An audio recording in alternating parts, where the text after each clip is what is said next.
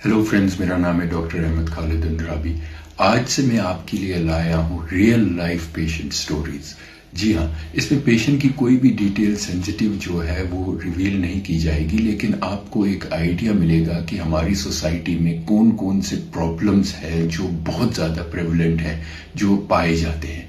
तो आज ये पहला एपिसोड है रियल लाइफ पेशेंट स्टोरीज का। तो चलिए बात करते हैं एक पेशेंट की जो मेरे पास आए, काफ़ी यंग मेल, और उन्होंने कहा कि उनकी कुछ टाइम पहले शादी भी हुई है, लेकिन उन्हें ऐसा लग रहा है कि उनकी सारी बॉडी में पेन्स हो रहे हैं, दर्द हो रहा है छाती में, टांगों में, सर में, और उन्हें लेस एनर्जेटिक लग रहा है अपना आप।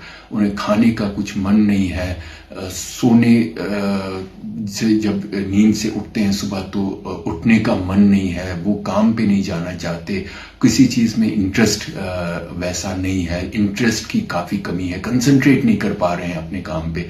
तो ये सारी चीजें और भी उन्होंने ऐसी ऐसी चीजें बताई।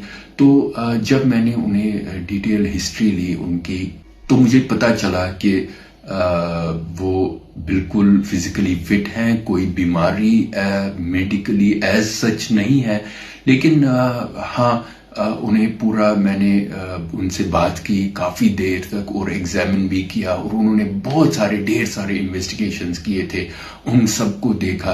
तो सब कुछ होने के बाद फिर उन्होंने एक ऐसी बात रिवील की जिसने काफ़ी सारे डाउट्स को ख़त्म किया। उन्होंने कहा कि वो कुछ महीनों से डिप्रेशन की दवाई ले रहे हैं, तो वो डिप्रेशन का शिकार थे।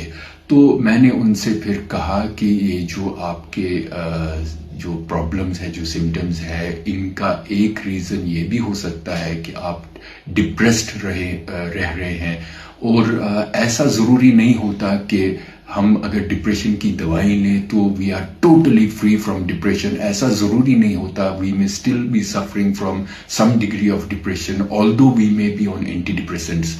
तो हमें चाहिए कि as family members and friends, जब भी कोई हमारे पास ऐसे चीज़ें बताएं कि उन्हें कंसंट्रेट नहीं कर पा रहे हैं, नींद ठीक से नहीं आ रही है, या तो ज़्यादा सोते हैं या सोने से उठने का मन ही नहीं है, अचानक से काम में दिल नहीं लग रहा, कुछ खाने का मन नहीं है, कुछ यहाँ वहाँ कुछ वेग से सिम्टम्स हैं, दर्द हो रहा है सर में, छाती में, कभी पाँव में, कभी बैक में, और हमें समझ नहीं आ रहा कि क्या हो रहा है, तो एक कंसल्टेंट फिजिशियन के पास उसे लेना चाहिए ताकि एक कंप्लीट एग्जामिनेशन हो, तो सब कुछ पता चले कि कहीं कोई बीमारी तो नहीं है।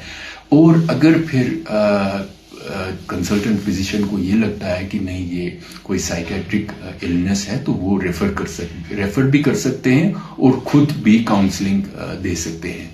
तो बात यह है कि we should not shy away from asking for help. अगर हम खुद डिप्रेशन का शिकार है, या हमारा कोई फैमिली मेंबर या फ्रेंड डिप्रेशन या एंग्जाइटी या स्ट्रेस का शिकार है, we should not shy away from asking for help.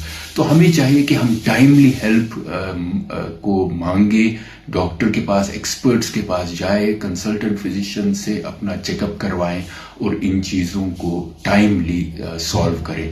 और इसमें काउंसलिंग का भी बहुत बड़ा रोल रहता है, लाइफस्टाइल चेंज का बहुत बड़ा रोल रहता है। कई बार हम अनरियलिस्टिक गोल्स फिक्स करते हैं अपनी लाइफ में जो हम मीट नहीं कर पाते, और फिर हम एज अ रिजल्ट डिप्रेस हो जाते हैं, हमें स्ट्रेस लेवल्स हमें बढ़ जाती है, हम काफ़ी एंग्जाइटी का शिकार हो जाते हैं।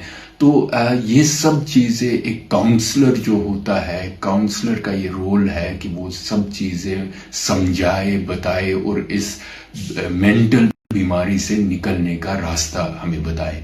तो ऐसा भी हमें ख्याल रखना चाहिए कि हमारे फ्रेंड्स या रिलेशनशिप्स या कोई भी अगर ऐसा है जिससे ऐसे कुछ वेग सिम्टम्स हैं, वो किसी मेडिकल डिजीज की वजह से भी हो सकता है, लेकिन हमें ये भी totally out of the box नहीं रखना चाहिए ये पॉसिबिलिटी कि शायद वो स्ट्रेस्ड है, या हो सकता है वो एंग्जाइटी का शिकार है, या कभी कभार डिप्रेशन का भी शिकार है। तो आज के लिए इतना ही।